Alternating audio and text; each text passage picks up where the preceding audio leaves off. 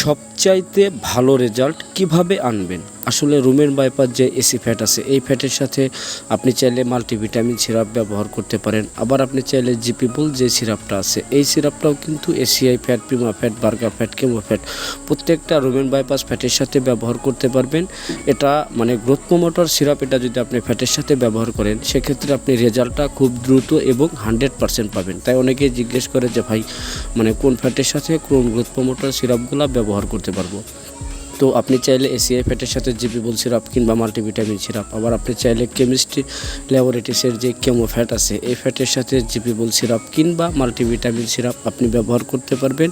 সেক্ষেত্রে আপনার গরুর খাওয়ার রুচিও ভালো থাকবে, মাংসও বৃদ্ধি হবে এবং ওর চেহারাও সুন্দর হবে।